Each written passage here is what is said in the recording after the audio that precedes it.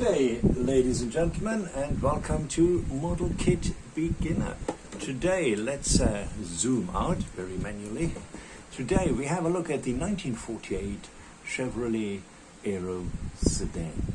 From people and a company you might not have heard of, and you will be excused if you haven't. They're called Galaxie Limited.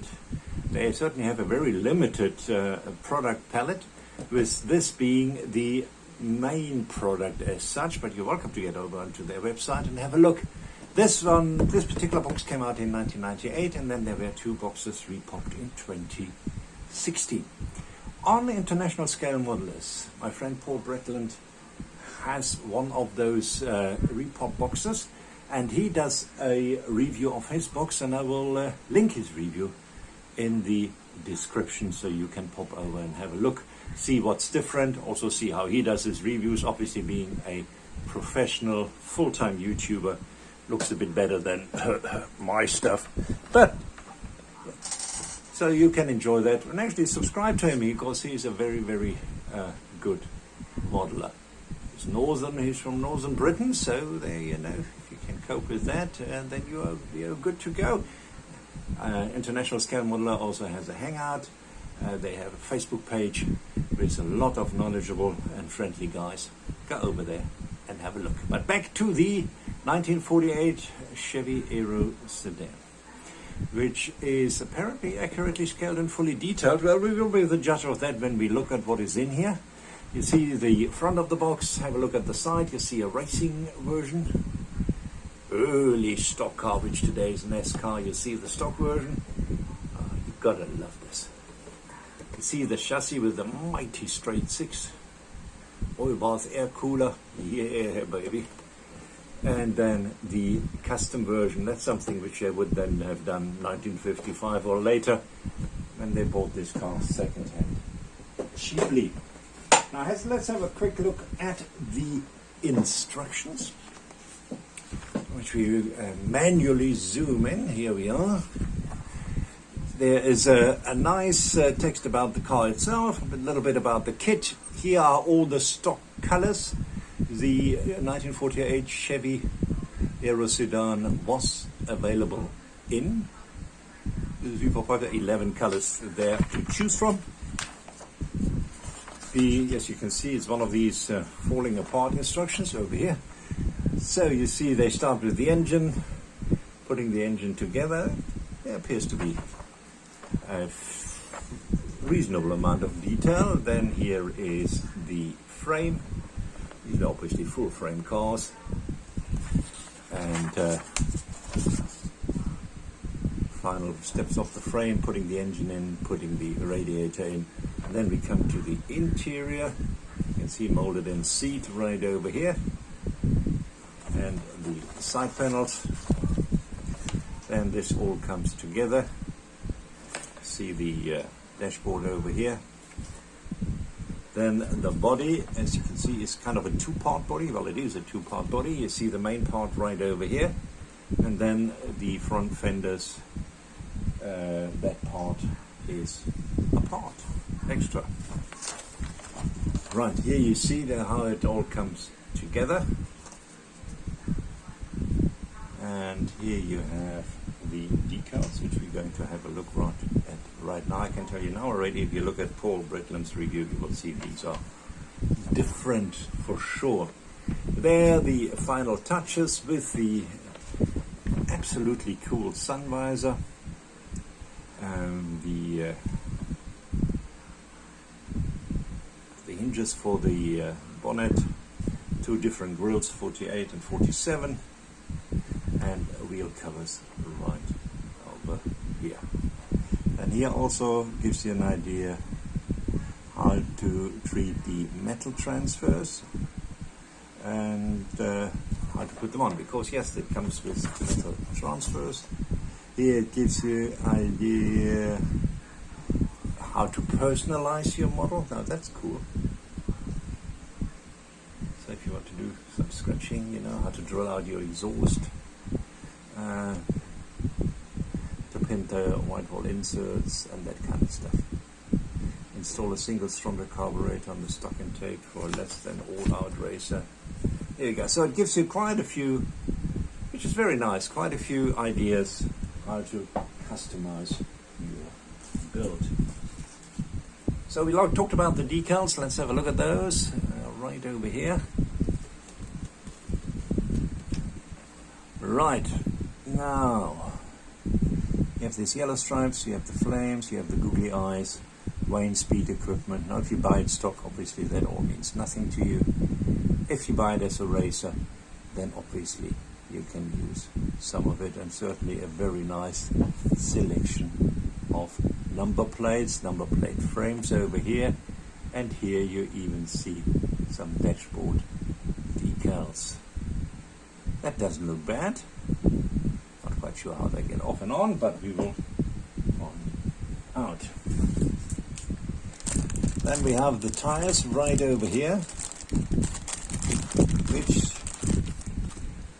oh, they are vinyl tires right over here. Here we go. Look at the tread. Here we go. You can see it. Not bad. And then they have this on the side. I think that's where you put the white walls, plastic inserts in. We will see if we will find those once we look at the plastic parts, which we start right now, starting with the glass, not chrome. Here we go. I'm not going to put out the glass. If you look at Paul's review, you will see the glass is not fantastic, not the best at all. It's not horrible, there are not scratches in it, it's just thick and a little bit warpy, so you have to take it for what it is. Very few kits have excellent glass, and this is certainly not one of them, but they are usable. Got to cut this off? No, I didn't. Here we are. Here we have the chrome, and let's have a look at that. Obviously we have this problem again that we need to clean these up, so we need to probably dechrome quite a bit of that, but this obviously will go in the car, so we might not have to dechrome that. Let's have a look. Here's the wheel rims. We might just have to cut it off, dechrome and rechrome it. Certainly have to dechrome the steering wheel, because putting the whole steering wheel in chrome is certainly silly. Hubcaps, dog dish hubcaps over here, yeah, which also you'll have to test it. But yeah, get ready to. The chrome is nice. The chrome is nice. It's not overly shiny. It's just the right amount of shiny. It really is very, very nice. And if I can get away with dechroming as little as possible, I certainly will do it. But if it has to be done, it has to be done. Nice chrome plated. It's just that the attach points. Look at those lights. They have attached them here. They could have attached them here at the back, and then nothing would have happened. It wouldn't have been in the way of anybody. Well, now they attached them here on the outside. So yeah, I don't know the technical background of that, but I tell you what, it's not nice that they did it. Anyway, it is what it is. Chrome looks good, just the attachment points horrible. Then we have a very small sprue over here with a tank, and I think that would come into the boot, cover up one of the rear wheels or the spare wheel. Then we have the interior pan right over here. Let's get that out of the way here. The interior pan right over here, not bad, not bad. Has a bit of a structure, carpet structure here at the bottom, and as I said, in the molded in back seat. And then you see the side panels. It has a bit of padding, quite a few holes for handles and levers, which will be attached to it. Then we have a biggie right over here. Let's start here at the bottom, at the top. You'll see a beautiful dashboard, really like that, and obviously gets built up with stuff. We have some engine parts over here. We have the front bench over here. Here is the frame right over there. Let's have a look at it like this. This is the frame which then the other parts get attached to. Here we have the mighty straight 6 right over here with a valve cover and other engine parts right over here. Have a look at the detailing right over. You can make up your own mind. Don't see much of a flash, and there will be Some cleaning up to do, obviously, but this is what you expect. The detail, it's not overly detailed, but it's not bad. It's not bad. And we have this one. We've talked about it, for the tires, to get the white wall tires. This would be the inserts for that. Oh yeah, and then we obviously talked about the metal liners which are in there, which you can use wherever appropriate, depending on your build. And here we have a firewall. Have a look at the detail of the firewall. Gives you a bit of an idea right over there. These would be the hinges for the bonnet. And then here we have the front part of the body. Have a look at that right over there. There we go.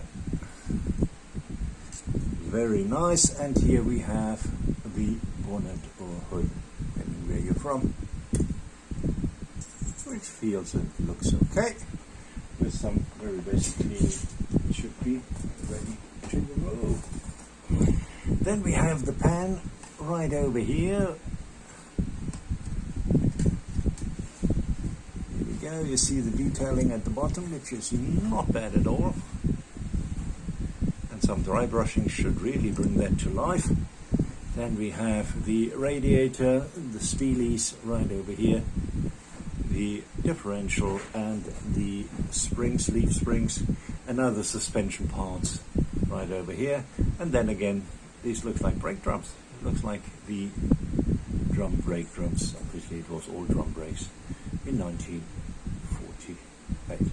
Very nice, very sweet, looks decently built. And then last but not least, let's have a look at the main part of the body right over here. It is a two-door, as you can see, kind of what they call the business coupe.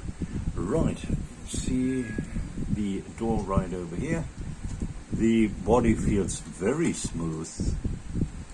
Some minor marks which you need to attend to. Otherwise, you just give it a fine sanding and a wipe down. I think you're ready for primer. And look at this, they have kind of a quilted ceiling right over here, unfortunately full of ejector pin marks. So that might keep you busy for a while. But at least the ejector pin marks are low, in other words lower than the plastic, so you can fill them pretty smoothly without having to sand down a millimeter for ejector pin marks which actually stick out of the ceiling. That's obviously what you don't want. Right, let's get it all off here.